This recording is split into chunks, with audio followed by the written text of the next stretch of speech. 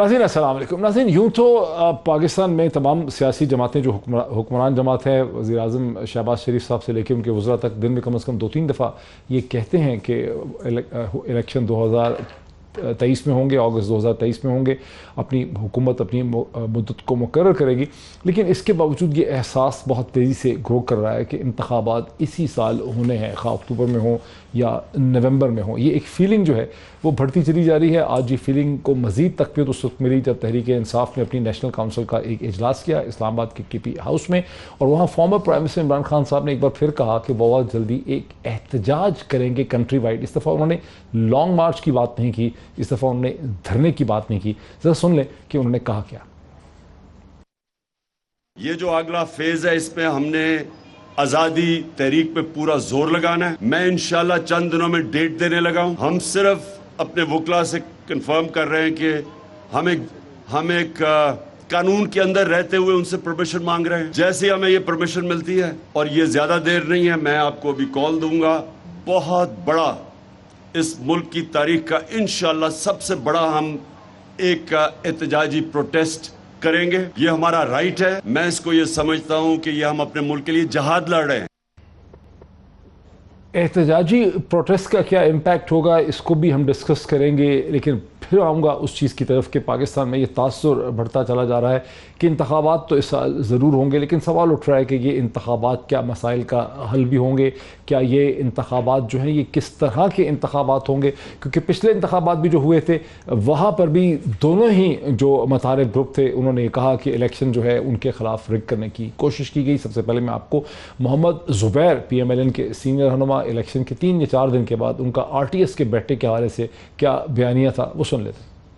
जो RTS system था, जो कंप्यूटराइज सिस्टम था, मेरा तो सिर्फ एक सवाल है, बैठ गया था या बिठा दिया गया था? और अगर बैठ गया था तो 8 बजे क्यों नहीं बताया कौम को? इसका दिलचस्प पहलू यह है कि RTS सिस्टम बैठ गया था या बिठा दिया गया था। दोनों ही साइड्स को शक था कि RTS सिस्टम को बिठा दिया गया था, लेकिन बिठाया किसने था इस पे कोई इत्तफाक नहीं हो सका। किसको फ़ायदा दिया गया इस पे आज तक कोई इत्तफाक नहीं है। बिकॉज उसी दिन जिस वक्त ज़ुबैर साहब ने कहा उसके आगे पीछे चंद घंटे आगे या पहले आज़म सवाती साहब ने, जो सेनेटर आज़म सवाती साहब ने तहरीक इंसाफ की, जो बाद में उस कमेटी को हेड करते रहे, जो RTS को देखती रही कि RTS के सिस्टम में क्या हुआ, उसमें नादरा का क्या रोल था, उनकी क्या स्टेटमेंट थी RTS के हवाले से, वो भी सुन लें। एक फेयर और फ्री इलेक्शन अगर हुआ है तो फिर उसको कंट्रोवर्शियल क्यों बनाया जा रहा है? इसलिए हमारा दावा है RTS स्टॉप किया गया है। स्टॉप हुआ है, क्यों हुआ है, इसकी ताकीक होनी चाहिए। नादरा के चेयरमैन को जिस तरीके से हायर किया गया दोबारा, जिस तरीके से उसकी क्वालिफिकेशन को अपग्रेड किया गया, सारे सबूत जो है मेरे पास मौजूद हैं।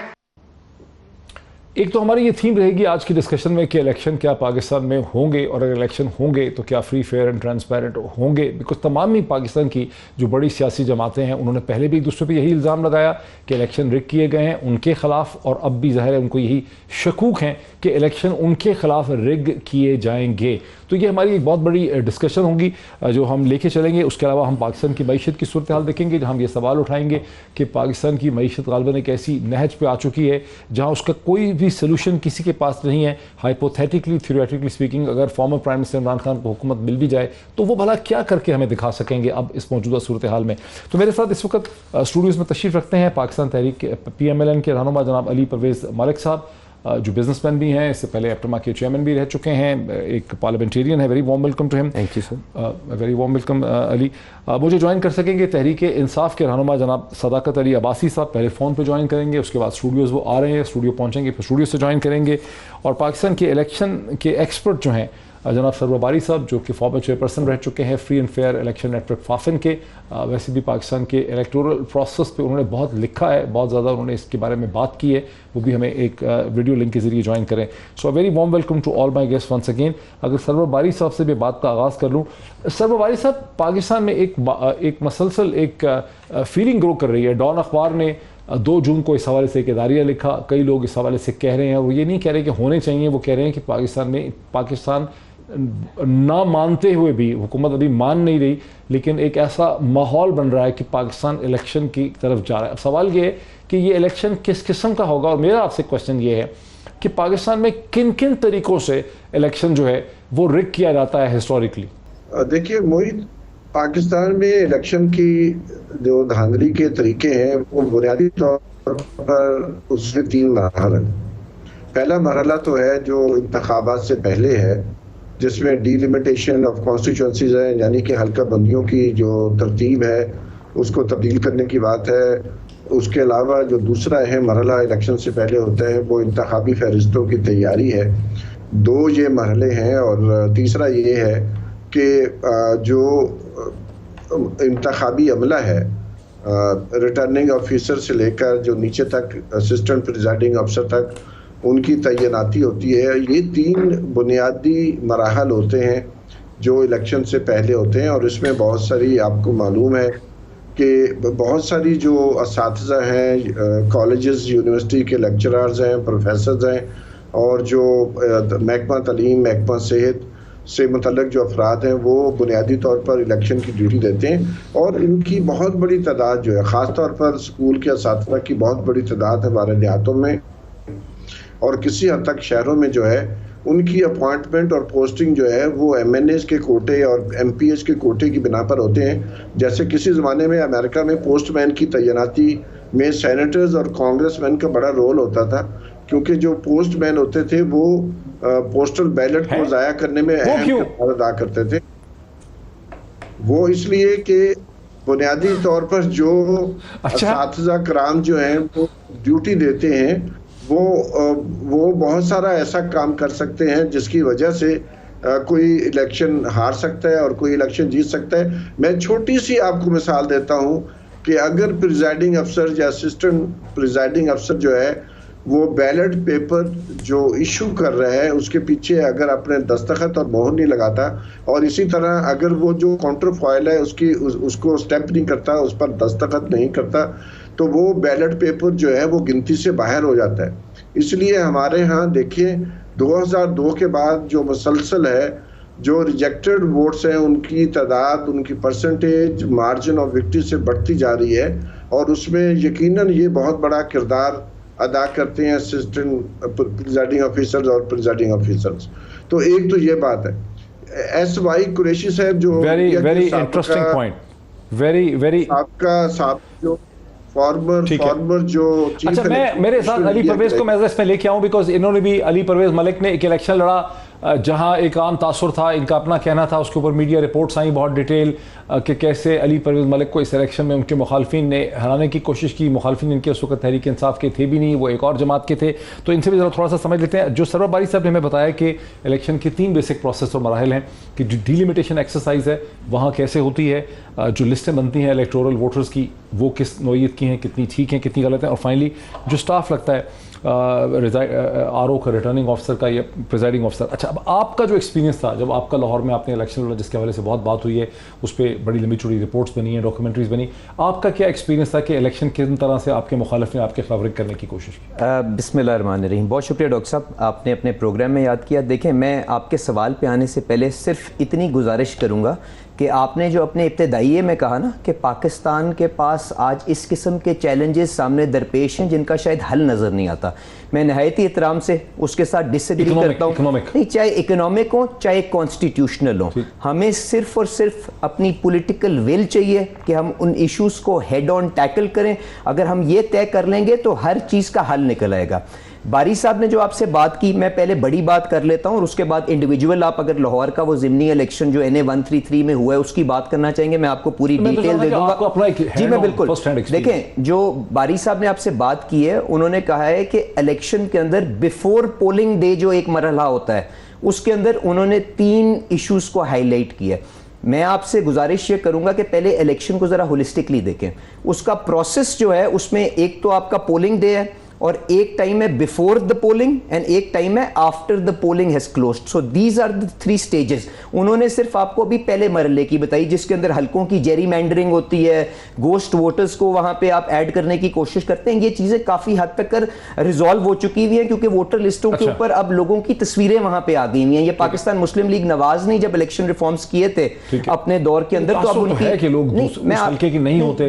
देखें मैं अब आ रहा हूं ना जी उसके ऊपर। देखें, अब मैं आपसे इंडिविजुअल केसेस की बात नहीं नहीं कर रहा हूं, बट पहले सबसे बड़ी ग्रीवेंस होती थी कि गोस्ट वोटर्स होते हैं, कि लोगों की वफात हो गई हुई है और वोटर लिस्ट के ऊपर वो मौजूद हैं और वो वोट कास्ट कर देते हैं। आज जो लिस्ट प्रिजाइडिंग ऑफिसर के पास मौजूद होती है उसके ऊपर वोटर जो होता है उसकी तस्वीर भी सामने होती है, तो उस किस्म के मसाइल बेहतर हो गए हुए हैं।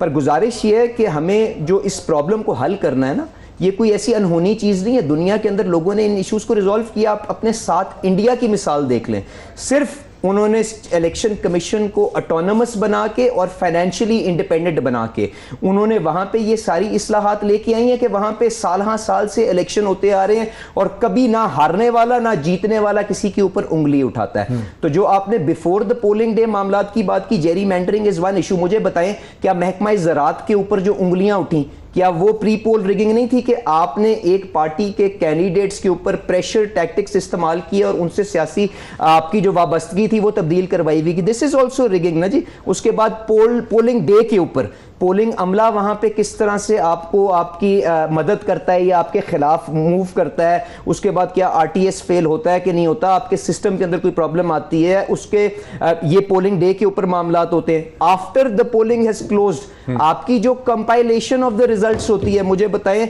डस्का का मिसाल आपके सामने नहीं है कि प्रिजाइडिंग अफसर पूरा दिन के लिए गायब हो जाते हैं और पूरा डस्का के ऊपर धुंध आ जाती है और पता नहीं चलता, और एक दिन के बाद जब वो सामने प्रिजाइडिंग जो आरओ के पास आते हैं तो उस वक्त ऐसे उनके पास रिजल्ट्स होते हैं कि बाकी हल्के के अंदर 20% टर्नआउट होता है और उन पोलिंग स्टेशनों के अंदर 100% का टर्नआउट होता है और हुकूमती जो पार्टी है उसके फेवर में होता है। तो इन चीजों को हमें होलिस्टिकली देखना है और ये वो चीजें हैं जिनके लिए पाकिस्तान तहरीक इंसाफ नहीं, सारी जमातें जो हमारे डेमोक्रेटिक प्रोसेस का हिस्सा है, उनको चाहिए कि इत्तफाक़े राय के साथ इलेक्शन रिफॉर्म्स को होलिस्टिकली पुश करें। सिर्फ इलेक्शन ईवीएम से मामला हल नहीं होगा, ईवीएम से नहीं होगा। ये देखिए, it is pre poll, polling day and post polling day, और इसके अंदर जो भी आप तरीकेकार अडॉप्ट करेंगे, दुनिया की मिसालें देखें। ईवीएम के ऊपर हाईली कंट्रोवर्शियल, उसके फायदे भी हैं नुकसान भी हैं, पर आप बैठ के इसको होलिस्टिकली टैकल करें। फायदे भी हैं, बट जी बिल्कुल है, उसको तो खत्म कर दिया ना कानून साजी करके। देखें, because it is a controversial tool ना, I might have a different opinion,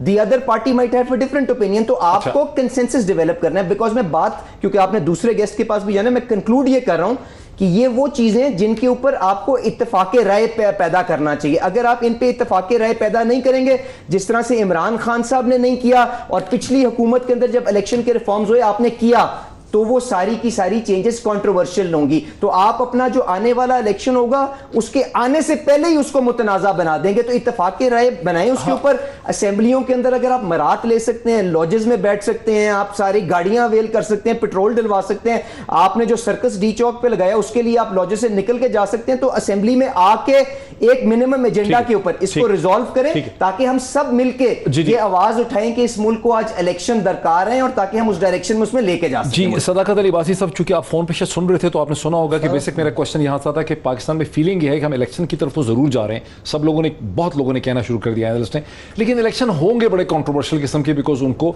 manage करने की कोशिश जो है वो की जाएगी। आपका क्या एक्सपीरियंस, आपने इलेक्शन लड़ा है, किन किन तरीकों से? सरवबारी साहब ने हमें बताया कि डिलिमिटेशन एक्सरसाइज जो है वो गलत होती है, वोटर्स की लिस्टें ठीक नहीं बनती, और जो स्टाफ वहाँ लगाया जाता है, प्रिजाइडिंग ऑफिसर, रिटर्निंग ऑफिसर जो हैं, वो इलेक्शन को रिग करने के इरादे से किए जाते हैं। परवेज साहब ने उसके बारे में मजीद उसमें मतलब रोशनी डाली कि और क्या तरीके हैं। आपका ज़ाती एक्सपीरियंस क्या है कि इलेक्शन किन तरह से रिग होता है? डॉक्टर साहब बहुत शुक्रिया, मैंने 2 इलेक्शन लड़े और बड़ा मेरा हल्का है। और जो आपके हल्के में कितने वोटर हैं? रजिस्टर्ड वोटर कितना है? पोल की जो बात है, प्री पोल और पोलिंग, ड्यूरिंग पोलिंग की जो बात है मैं बाद में बात करूंगा। पहले तो पोस्ट पोल सबसे बड़ी रिगिंग वो होती है कि जब वोट काउंट होना शुरू होते हैं उसके बाद में मेरा इलेक्शन था आखिरी, मेरा 1,37,250 वोट मुझे पड़ा है। हम रजिस्टर्ड वोटर कितना था? वो तकरीबन कोई 7-8 लाख होगा, 5.25 लाख था। इतना बड़ा हल्का है आपका। सुने, और उसमें हुआ क्या, हम सारा, एक मरी नहीं है ना, 5 तहसीलें, हम सारा दिन बड़ा कर दिया, पूरी रात और अगले दिन 5 बजे तक हम वोट गिनते रहे। हमारे सामने वोट तो नहीं, वो रिजल्ट आते रहे और मैं जागता रहा बैठ के। 5 बजे हमारी, तो सबसे पहली बात जो मेरे भाई ने बड़ी जज्बाती तकरीर की, ये पोस्ट पोल रिगिंग 1 मिनट में खत्म हो जानी थी अगर आप ईवीएम पे करते, बटन दबता, रिजल्ट आता, साइन होते और स्टोरी ओवर। पूरी रात गिनने में और गिनने में इनको शक है कि वो इंटरनेट से कनेक्टेड होता है। नहीं, इंटरनेट से कनेक्टेड इनको मेरा नहीं ख्याल कि इनको समझ नहीं है कि वो कैलकुलेटर मशीन थी जिसने वोट कैलकुलेट करना। लेकिन जहां नीयत खराब, हुज्जत हजार, अगर आप मुस्लिम लीग नून से इस मुल्क को रिफॉर्म करने चले डॉक्टर साहब, तो फिर आपकी ऑडियंस सुन लें, फिर तो ये बात, अच्छा अब तो ये बात होगी इन्होंने वो चांस था ज़ाया कर दिया बिकॉज इनका ख्याल है कि ये रिगिंग करेंगे। और ये आज, अब मैं आपको बताता हूँ, आज अभी MNS की मीटिंग थी, जो प्री पोल रिगिंग इस हुकूमत ने शुरू की हुई है। तमाम हल्का बंदियों में जो यहाँ से मैं जीता हूँ, फॉर एग्जांपल मेरा वो हल्का उठा के दूसरे का लगा दिया, और जहाँ दूसरा हारा है, नून लीग का वोट कम है, वो हमारी तरफ लगा दिया। इलेक्शन कमीशन पूरी तरह, जो इलेक्शन कमीशन मौजूद है वो मुस्लिम लीग नून की कैंपेन कर रहा है। आपको पता है इन्होंने किया क्या? मेरा भाई कितनी इखलाकी बातें करता है। डॉक्टर साहब मुझे बताएं, शहबाज शरीफ वजीर आजम है, भाई सियासतदान से ज्यादा एनालिस्ट, शहबाज, आप एनालाइज करें, शहबाज शरीफ वजीर आजम है, हाँ, और राजा रियाज जिसने मुस्लिम लीग नून का टिकट लेना है वो है ऑपोजिशन लीडर। दोनों ने नून लीग का इलेक्शन लड़ना है, दोनों मिलकर इलेक्शन कमीशन अपनी मर्जी का अपॉइंट करेंगे, दोनों मिलकर नायब लगाएंगे, और इलेक्शन कमिश्नर वैसे ही वो हम उनको तस्लीम नहीं कर रहे वो बाइस्ड है। तो क्या इलेक्शन फेयर होगा? अगर ये ईवीएम से भागे तो ये पूरा प्लान है, इनको पता है। अच्छा, इस वक्त ये ब्रेक से पहले मैं स्वेल कर चुकी है, इनके पास कोई ऑप्शन ही नहीं है। मैं ब्रेक करके मुझे 1 मिनट दे प्रोड्यूसर साहब, आप जरा क्विकली, ईवीएम का खौफ क्यों था इतना? महकमा ज़राअत द्वारा कह रहे थे कंट्रोल। अच्छा डॉक्टर साहब, माशाल्लाह आप एक समझ बूझ रखने वाले एक टीवी एंकर हैं। मुझे बता दें, कोई भी हार्डवेयर सॉफ्टवेयर के बगैर चल सकता है कि नहीं चल सकता? अच्छा, ईवीएम्स जो हैं, अब मुझे उसके अंदर जो एक्सपीरियंस जर्मनी के अंदर हुआ है, जो फिलीपींस के अंदर हुआ है, वो आप देख लें, और उसके बाद इंडिया में उसके बाद नहीं, देखिए इश्यूज होते हैं। मैं करप्शन की, मैं बैड इंटेंट की तो बात, देखिए बात ये, तो उसके बावजूद मुझे बात करने दें, मैं आपसे कोई ना लड़ना चाहता हूं, लड़ने में हमारी कोई लड़ाई तो नहीं है। आपने मशीन को देखे बगैर ही रद्द कर दिया। अगर उसमें आपका कोई जवाब नहीं दे रहा, अच्छा चलो ठीक है, इस पे भी आएंगे कि मशीन को देखा क्यों नहीं बात, कि आप जर्मनी की मिसाल, फिलीपींस की मिसाल, आप इंडिया के अंदर किस तरह से फेज्ड अंदाज के अंदर उसको रोल किया गया, क्योंकि याद रखिएगा इलेक्शन के अंदर टेक 2 नहीं हो सकता कि ओहो ये गलती हो गई तो हम दोबारा इलेक्शन उस तरह से करवा लेते हैं एक दिन के बाद। तो please understand the sensitivity of the मामला। डीलिमिटेशंस के ऊपर कहा कि जी ये जेरीमेंडरिंग करके हमारे खिलाफ जो है कोई यहाँ पे अपना नया कारनामा, ये कोई कहानी बनाने लगे, तो कोई इतराज भी जमा कराया होगा ना? इलेक्शन कमीशन ने खोला हुआ है कि बताएं कहां पे इतराजात जमा हुए हैं। अगर कराया तो मेरे से बात करें, टीवी पे आके सर्कस मत लगाएं। एंड में कहते हैं राजा रियाज साहब के साथ मिलकर मैच फिक्स करें, तो राजा रियाज आज असेंबली में क्यों मौजूद है? उसको जो टिकट दी गई जिसके ऊपर वो मुंतखब होके आया, उसकी जांच पड़ताल किसने की थी और कौन उसको वहां पे लेके आया? आज अगर उनकी नालायकी इनकी देख के उसने इनसे किनारा कशी इख्तियार की है तो वो बुरा है, तो जय उसके खिलाफ कार्रवाई करें, उसको निकाल दें असेंबली से, जो करना है। मेरे से आके क्या इतराज करें? वो असेंबली के अंदर मियां शहबाज शरीफ या मियां नवाज शरीफ की वजह से नहीं आया, वो सिर्फ और सिर्फ इमरान खान ने क्योंकि उसका कैरेक्टर सर्टिफिकेट इशू किया था इसलिए आया था। और आज असेंबली में, और असेंबली के पास जिसके पास ऑपोजिशन के ज्यादा वोट मौजूद है वो लीडर ऑफ द ऑपोजिशन में मेरी पसंद ना। मैं जरा ब्रेक ले लूं, ब्रेक के बाद मैं सरवरबारी साहब की तरफ जाऊंगा इलेक्ट्रॉनिक वोटिंग मशीन के डायनामिक्स को समझने के लिए आफ्टर द ब्रेक। नाज़रीन वेलकम बैक। सरवरबारी साहब की तरफ चलता हूँ। सरवरबारी साहब, पीएमएलएन के और पीपल्स पार्टी के बहुत से रहनुमा जब हमारे साथ टेलीविजन प्रोग्राम्स में आए, टीवी प्रोग्राम्स में ऑन द रिकॉर्ड और ऑफ द रिकॉर्ड, उन्होंने इस खदशे का इजहार किया कि ईवीएम का सबसे बड़ा खतरा ये था कि महकमा ज़राअत और महकमा तालीम जो है वो आपस में मिलकर इंटरनेट की मदद से इलेक्शन को रिग कर सकते थे, इलेक्ट्रॉनिक वोटिंग मशीन की मदद से। और आपका इसके बारे में क्या है रद्द-ए-अमल? देखिए, पहली बात तो ये है कि लगता ये है कि जो लोग ईवीएम के मुखालिफ हैं उनका गालिबन ये मफरूज़ा है कि जैसे कि इस वक्त जो हमारे यहाँ इलेक्शन होते हैं वो बहुत फेयर एंड फ्री होते हैं और उसमें कोई धांधली नहीं होती। तो पहली तो बात ये है कि, और वो कंपैरिजन करते हैं जर्मनी के साथ जहाँ पर ईवीएम जो है उसका इस्तेमाल ख़त्म कर दिया गया, क्योंकि जर्मनी में जो पेपर बैलेट है उसका इस्तेमाल होता है, उसमें कोई मसला नहीं है, उसमें कोई धांधली नहीं होती। हमारे यहाँ जो धांधली के तरीक़ाकार हैं उसमें मैंने पहले भी एक आपके प्रोग्राम में अर्ज़ की थी कि तकरीबन 27 के करीब ऐसे स्टेप्स हैं जिसमें जो पोलिंग स्टाफ है वो चाहे तो हारने वाले को जिता सकता है और जीतने वाले को हरा सकता है। और ईवीएम के आने से वो 27 जो स्टेप्स हैं उनमें जो पोलिंग स्टाफ है उसकी मुदाखलत जो है ज़ीरो हो जाएगी, और उसकी वजह से बहुत सारा जो हमारा धांधली का तरीकाकार है, जो पिछले कई दहाइयों से कुछ जो उम्मीदवार हैं, जो इलेक्शन लड़ते हैं, जो सियासी फैमिलियां हैं, डायनेस्टीज हैं, उन्होंने उसमें बहुत महारत हासिल कर ली है और ईवीएम के आने से, टेक्नोलॉजी के आने से उनकी वो महारत जीरो हो जाएगी, इसलिए वो उसकी मुखालफत करते हैं। इंडिया में ईवीएम का इस्तेमाल हो रहा है, कोई उसकी मुखालफत नहीं है और इंडिया की जो इलेक्ट्रॉनिक वोटिंग मशीन है वो पेपर बैलेट जो है वो नहीं देती। हमारी जो ईवीएम है वो पेपर बैलेट भी प्रोड्यूस करती है। अगर किसी को शक हो कि जो मशीन है, जो सॉफ्टवेयर है, उसने गड़बड़ कर दी है, तो जो पेपर बैलेट पड़े हुए हैं, डिब्बे में पड़े हैं, जो कि हर वोटर ने उनको देखा होगा, वो देखकर उनको भी गिनती की जा सकती है और जो ये पेपर बैलेट होगा वो फाइनल समझा जाएगा। तो इसलिए मैं नहीं समझता हूँ उनके पास कोई बहुत जामे वजह है।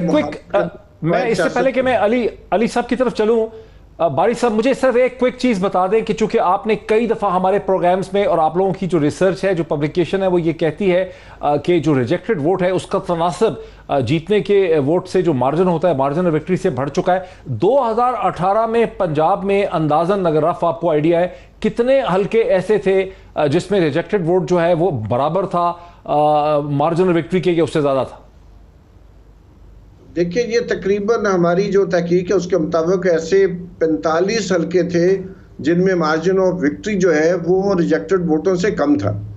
तो और उसमें मजे की बात यह है कि तकरीबन 19 हल्के ऐसे हैं जिनमें पीटीआई थी और जो बाकी हल्के हैं उनमें पीएमएलएन, पीपल्स पार्टी, जेयूआईएफ और जो अपोजिशन की पार्टियां जो इस वक्त बरसर इक़्तिदार हैं, उनको भी उसमें हिस्सा मिला था। अगर उसमें धांधली हुई थी तो यकीनन उसके बेनिफिशियरी सारी पॉलिटिकल पार्टीज थी, वो सिर्फ पीटीआई नहीं थी। लेकिन हम देख रहे हैं ये 2002 के बाद ये जो मार्जिन ऑफ विक्ट्री है और रिजेक्टेड वोट है उसमें जो फर्क है वो बढ़ता जा रहा है और यकीनन इसके पीछे कोई ये नहीं है कि हमारे जो वोटर्स हैं वो कम आहल हैं और वो पढ़े लिखे जाहिर है नहीं है, लेकिन वो ऐसी गलती नहीं कर रहे। ये गलती जानबूझ के, जो मैंने पहले आपको कहा था, अगर कोई असिस्टेंट प्रिजाइडिंग अफसर जो है वो बैलेट पेपर के पीछे साइन नहीं करेगा और उसको पता है इस हल्के में जो है वो एक खास उम्मीदवार का जो हारने वाला बंदा है तो वो नहीं साइन करेगा। मैं फिर आता हूं आपकी तरफ। सो बेसिकली तौर पर सर ये पता चला कि महकमा ज़राअत और महकमा तालीम जो है वो इक्वल अपॉर्चुनिटी ऑफेंडर्स हैं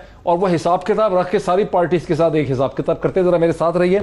आप लोगों ने इलेक्ट्रॉनिक वोटिंग मशीन को जाके देखा ही नहीं किया, it was available for testing trial, ताकि आप ये कहते कि हमें ये गुंजाइश है, हमें ये शक है, इसके सॉफ्टवेयर पे मसला है, इसके सॉफ्टवेयर को ऐसे इंप्रूव करना है। आपने होलसेल उस तस्वर को रिजेक्ट कर दिया, इसकी क्या वजह? देखें डॉक्टर साहब, मैंने तो उस तस्वर को नहीं, मैं तो आपसे सिर्फ गुजारिश ये की है कि इत्तफाक़े राय के साथ हमें होलिस्टिकली इलेक्शन की तरमीम को लेके चलना है। सिर्फ पोलिंग डे या पोस्ट पोलिंग डे या उसके ऊपर प्री पोलिंग डे की मैं बात नहीं कर रहा हूं। तो मुझे बताएं ऐसी इसके ऊपर क्या अर्जेंसी थी कि इमरान खान साहब ने इस कानून को बुलडोज करना था? भाई साहब मेरी बात करने दें, आप आराम से जरा सुने बात, तहम्मुल से बात सुने।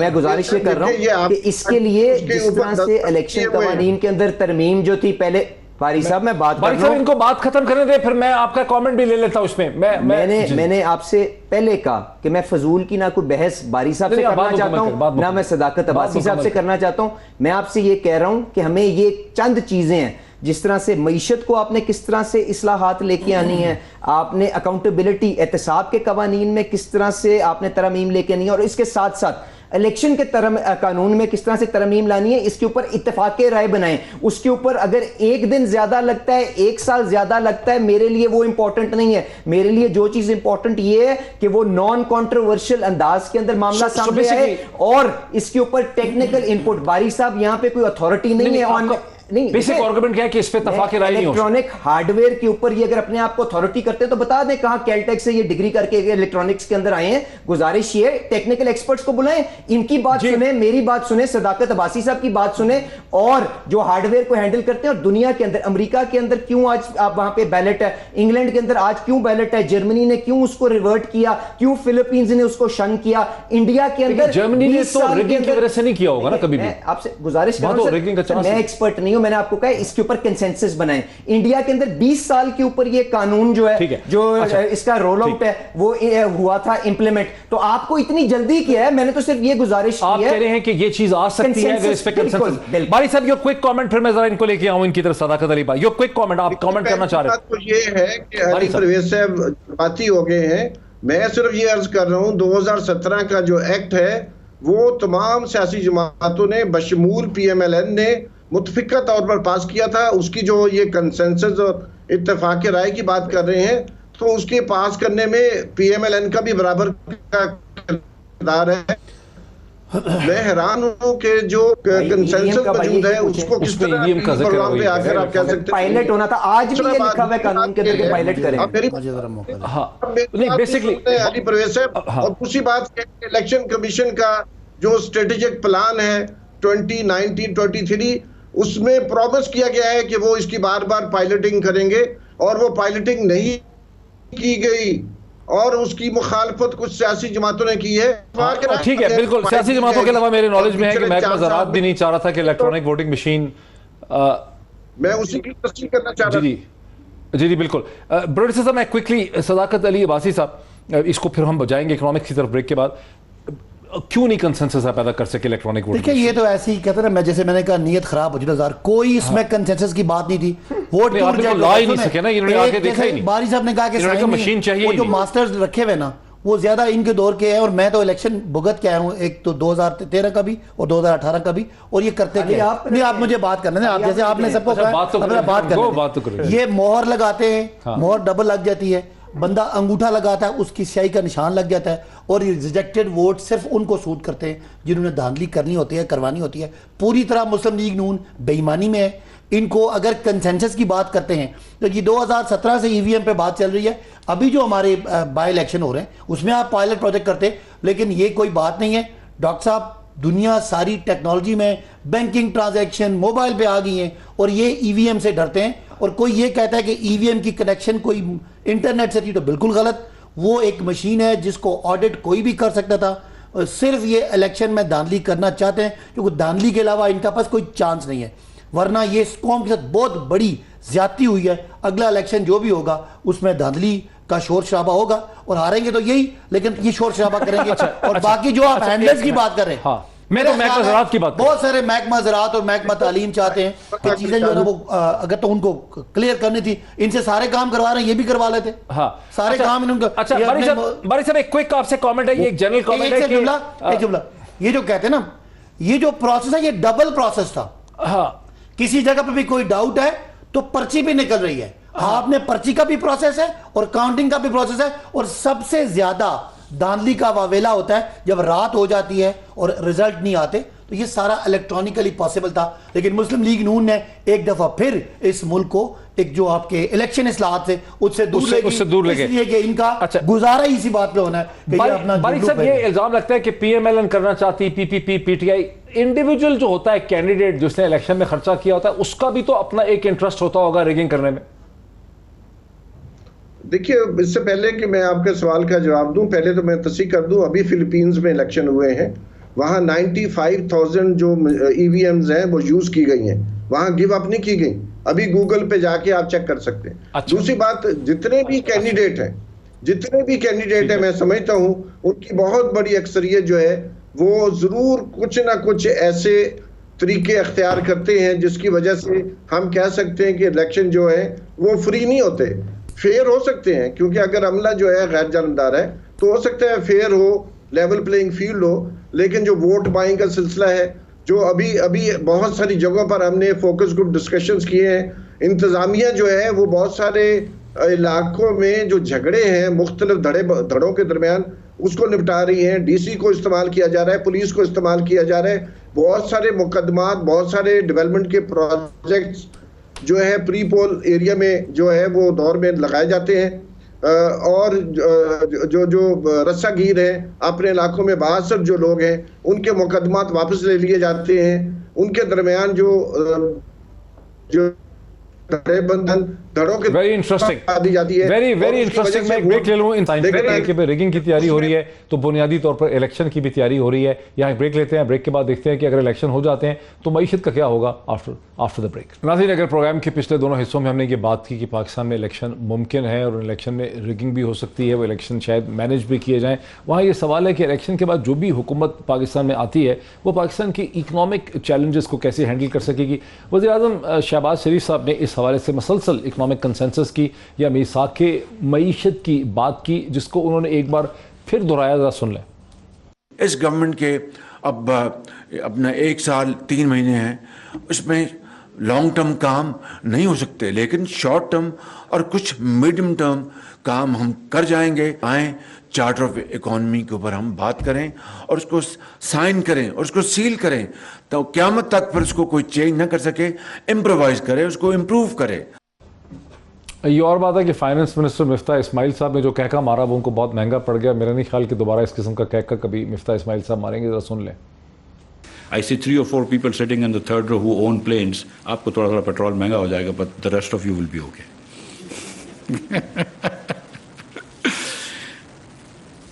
इसमें जो चीज़ नोट करने वाली थी कि मिफ्ता इस्माइल साहब ने अपनी तरफ से मजाक किया था, उनका ख्याल था लोग इस पर कहका मारेंगे, हंसेंगे, लेकिन इतने सीरियस चेहरे थे सामने कि डॉक्टर मिफ्ता इस्माइल जो हैं उनको ठीक ठाक जो है ना लेने के देने पड़ गए।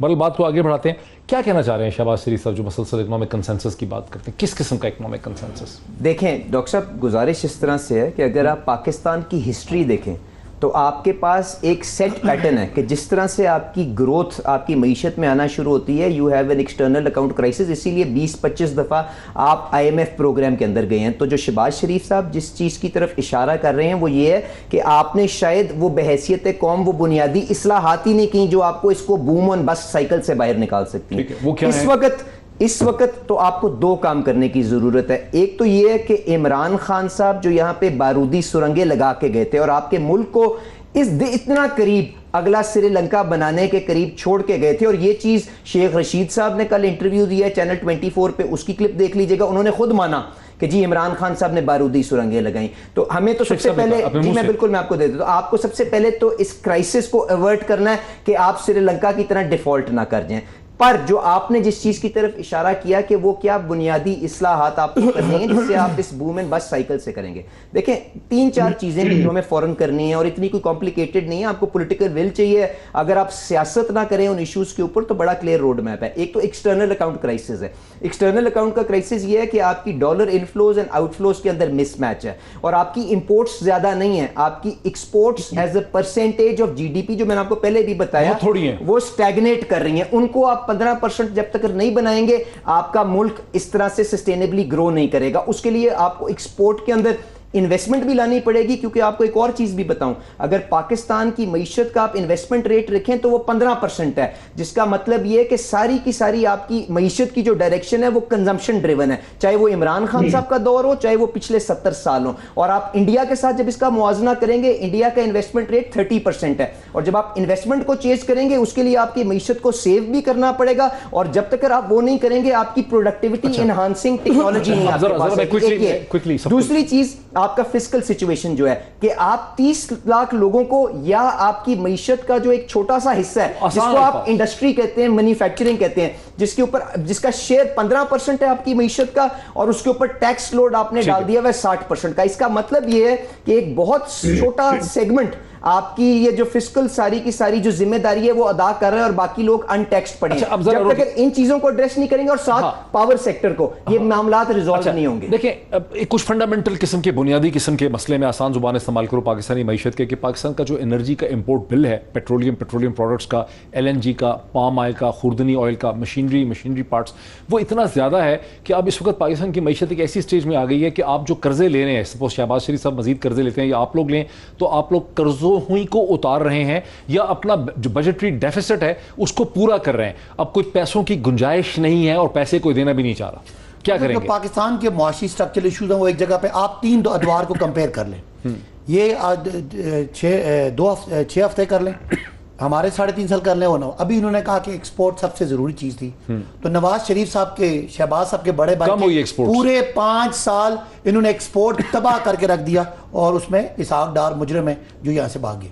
दूसरी बात ये कह रहे हैं कि बारूदी सुरंगें, इन्हें कहें शेख रशीद इकोनॉमी का एक्सपर्ट नहीं है, जरा गवर्नर स्टेट बैंक का बयान सुने जो आपने लगाया। वो कहता है कि जिस तरीके से इमरान खान गवर्नमेंट ने इकोनॉमी को कोविड से निकाला और 6% 2 सालों में कंसेक्टिव ग्रोथ, वो शायद दुनिया का best five top working model. सुने, और एक और बात मुझे आपसे बात करने दें, 2004 के बाद कभी भी कंसेक्टिव 2 सालों में 6% ग्रोथ नहीं हुई। ये इनको बारूदी सुरंगें लग रही हैं। तो किसने आपको बुला के कहा था कि बारूदी सुरंगें ऊपर छलांग मारे? ना अमेरिका की गुलामी करते, ना हमें करने देते, हम हैंडल कर रहे थे। डॉक्टर साहब, कोविड के बाद 2 सालों में 6% ग्रोथ और 3800 से रेवेन्यू उठा के 6500 पे रेवेन्यू लेके जाना, और एक्सपोर्ट जिसको नवाज शरीफ हुकूमत ने पूरे 5 साल नीचे, ये तो परसेंटेज ऑफ जीडीपी की बात करें ना, एक्चुअल जो ग्रोथ थी वो नेगेटिव थी एक्सपोर्ट की। इमरान खान गवर्नमेंट ने 24 अरब से उठा के 32 अरब किया, जो असल अचीवमेंट है कर्जों से निकलने की। और जो ये एक्सेल जो बात करें, बैरूनी, मुझे बात पूरी करने देना, बैरूनी खसारे की जो बात कर रहे हैं उसका हैंडल 2 तरीके से होना है। इंपोर्ट हम कम नहीं कर सकते, तेल का बिल्कुल एनर्जी का क्राइसिस है, लेकिन एक्सपोर्ट बढ़ा सकते थे, और रेमिटेंसेस, दोनों में रिमार्केबल अचीवमेंट है इस गवर्नमेंट की। इन्होंने आके उस गुलामी में एक छोटा सा अपना बर्बाद किया। आज मुझे बताएं डॉक्टर साहब, 3.5 सालों में इमरान खान हुकूमत ने 50 रुपए का तेल महंगा किया, इन्होंने 2 हफ्तों के अंदर 60 रुपए का महंगा करके अपने आप को और शहबाज स्पीड को पब्लिक के सामने इतना बेनकाब किया। किसी ने दुश्मनी की बदहाली की जो वजह है ना, वो आपके व्यूअर्स को पता चल जाएगी कि आपने एक सवाल पूछा कि इस मईशत को क्या चैलेंजेस दरपेश हैं, और यहाँ पे इन्होंने सियासत शुरू कर दी। जब तक आप सियासत को मईशत से अलहदा नहीं करेंगे और इसी तरह के नीम हकीमों से आप अपनी प्रिस्क्रिप्शन लेंगे, तो यही नतीजा रहेगा जो आपके सामने कि कहता है कि 40 दिन के अंदर इतनी मईशत खराब नहीं हो सकती कि आप किसी भी हुकूमत को कटहरे में खड़ा करें। तो आज जो बदहाली है उसके हम जिम्मेदार हैं। कम से कम शर्म आनी चाहिए इनको ऐसी गुफ्तगू और सियासत करने के ऊपर। सिर्फ मेरा सवाल है, एक ही चीज निकाल सकती है एक्सपोर्ट, तो मैं जो बात कर रहा हूं उसके फैक्ट्स रिकॉर्ड मौजूद हैं। 24 अरब से शुरू करके 24 अरब पे छोड़ा 5 साल नवाज शरीफ ने पाकिस्तान का जो खजाना था वो डुबो दिया ना। 24 से चली गई थी, कम हो गई थी नहीं, मैं कह रहा हूं 5 सालों बाद 24 पे है, और जबकि 3.5 सालों में आज वो 32 पे पहुंची है। इसको आप बारूदी सुरंग कहते हैं। सुरंगें तो नवाज शरीफ बजा के, ठीक है, आपका पॉइंट बड़ा क्लियर हो गया। सरवर बारी साहब, आप इकोनॉमिस्ट तो नहीं है, लेकिन पाकिस्तान के एक बड़े जिम्मेदार शहरी हैं। पाकिस्तान की मईशत के जो फंडामेंटल मसाइल हैं वो 50 साल से बिल्डअप हो रहे हैं। जब यहाँ पर सस्ती हाइड्रो इलेक्ट्रिक एनर्जी नहीं की गई, महंगी इंपोर्टेड फर्नेस ऑयल के प्लांट्स में इन्वेस्ट कर दिया गया, यहाँ पे पाम ऑयल की इंपोर्ट्स जो हैं वो बढ़ती चली गई, मशीनरी की बढ़ती चली गई, और एक्सपोर्ट्स के लिए जो ह्यूमन स्किल चाहिए था, चूंकि ह्यूमन स्किल में इन्वेस्टमेंट नहीं हुई, इसलिए पाकिस्तान का एक्सपोर्ट प्रोडक्ट कंपैटिटिव नहीं है। तो ये तो अभी इमरान खान हो या कोई भी हो आ जाए हुकूमत, इसका तो कोई हल नजर नहीं आ रहा मुझे। देखिए, पाकिस्तान दुनिया के उन चंद ममालिक में है जहां पर सेविंग रेट दुनिया में सबसे कम है। चाइना हो, इंडिया हो, बांग्लादेश हो, हमारा सेविंग रेट सबसे कम है। उसका मतलब ये है कि हमारे लोग अब इस काबिल नहीं है कि वो सेविंग कर सकें। दूसरी बात ये है कि ये जब आप मिसाके मईशत की बात करते हैं, तो क्या इसमें जो काम करने वाले लोग हैं, जो लेबरर्स हैं, जो वर्कर्स हैं, जो किसान हैं, जो लोग मेहनत करने वाले लोग हैं, मिसाके जो मईशत है उसमें उनका क्या हिस्सा होगा? जो दौलत पैदा करने वाले लोग हैं। ये अभी साहब फरमा रहे थे कि सियासत को मईशत से अलग करना पड़ेगा। सियासत और मईशत को अलग किया ही नहीं जा सकता। पॉलिटिकल इकोनॉमी दुनिया का बहुत बड़ा सब्जेक्ट है। वर्ल्ड बैंक की रिपोर्टें देख लें, आप एशियन डेवलपमेंट की रिपोर्टें देखें, ह्यूमन डेवलपमेंट इंडेक्स पाकिस्तान का देखें, सबसे नीचे है। जिन जमातों ने पिछले 35 साल पाकिस्तान पे हुकूमत की है, आप अंदाजा लगाइए कि आज Pakistan is considered sick man of south Asia. हमारा जो HDI है वो सबसे कम है। ह्यूमन डेवलपमेंट इंडेक्स पे हम सबसे नीचे हैं। ग्लोबल जो जेंडर गैप इंडेक्स है उसमें हम सिर्फ यमन के ऊपर हैं। तो मामला ये है कि सिर्फ आप ये कह देने से, आज जो हमारा मुल्क एक ज़रूरी मुल्क है, जो हम समझते थे कि हम अपनी दालें पैदा करेंगे, हम अपना तेल पैदा कर सकते हैं, हम सरसों का तेल पैदा कर सकते हैं, हम सोयाबीन पैदा कर सकते हैं, हम सूरजमुखी का तेल पैदा कर सकते हैं। हमने अपने किसानों को गन्ने की काश्त पर लगा दिया, हमने अपने किसानों को जो है वो राइस की पैदा पे लगा दिया, ताकि लीड है उसके लिए चेंज आ सके। हमने तो पिछले 50 सालों में अपनी मईशत का बेड़ा गर्क किया है, और ये खुशी की बात है कि शहबाज शरीफ साहब कह रहे हैं कि नसाके मईशत हो, लेकिन उसमें ट्रेड यूनियंस को भी शामिल करें, उसमें किसानों की अंजुमनों को भी शामिल करें, उसमें सनतकारों को भी लेके आए, सबको लेके आए। ठीक है। अच्छा, एक जुमला की बजाय हमारे पास टेक्सटाइल हमने उठाया और उसकी एक्सपोर्ट बढ़ी और टेक्सटाइल के सारे रिकॉर्ड बन रहे थे। ये खुद टेक्सटाइल के आदमी। अब इन्होंने क्या कर दिया, लोड शेडिंग कितनी बिजली की कर रहे हैं, उनकी गैस बंद की है, एप्टमा वाले बेचारे परेशान हैं। तो ये खुद एप्टमा में आईटी को इस गवर्नमेंट ने उठाया। हम टूरिज्म को बढ़ा दे ताकि हमारा जो इनविजिबल एक्सपोर्ट है वो बढ़े, लेकिन इस गवर्नमेंट को तो समझ ही नहीं आ रही। 2 महीनों में सारा चलता मुल्क बिठा दिया। कोई एक इनका फैसला बताएं जो long term short term Pakistan के स्ट्रक्चरल इकोनॉमिक इश्यूज को हैंडल करने को, उनको तो समझ ही नहीं आ रही। बस भागम भाग सुबह 7 बजे और उसके अलावा कोई एक भी ऐसी कोई इनकी अचीवमेंट जो मुल्क के एक्सटर्नल सेक्टर को। ये सही है कि मिफ्ता इस्माइल को कहा गया कि शौकत तरीन की मदद ले लें। देखें, शौकत तरीन साहब जिस हाल के अंदर इस मईशत को छोड़ के गए हैं, मेरे ख्याल से किसी भी आदमी को जिसको थोड़ी बहुत मईशत की समझ होगी ना, वो उनसे 200 किलोमीटर दूर रहेगा। ठीक है। गुजारिश ये है, जो बारी साहब ने बात की, हमें वो डायरेक्शन लेनी है। सारे स्टेक होल्डर्स को ऑन बोर्ड करके हमें इस बर्डन को इक्वली शेयर करना पड़ेगा। जो वल्नरेबल सेगमेंट है उनको प्रोटेक्ट करते हुए इस मामले को आगे किस तरह लेके चलना है। गैस की तकलीफ है तो मुझे बताएं, डॉलर छोड़ के जाते हैं ना, क्यों $20 के ऊपर गैस लेने पे मजबूर कर रहे हैं। उस वक्त सियासत की ना कि शायद खाकान अब्बासी जो है वो गैस से सस्ती लेके गया। सियासत करेंगे तो इसी तरह मुल्क को मुश्किलात में धकेलेंगे। वक्त खत्म हो गया, शुक्रिया करने का भी वक्त नहीं है। नाज़रीन, ये डिस्कशन आपने देखी, इंटेलिजेंट रोबस्ट डिस्कशन थी। फैसला आपका। आज इतना ही, फिर मुलाकात होती है। बहुत शुक्रिया।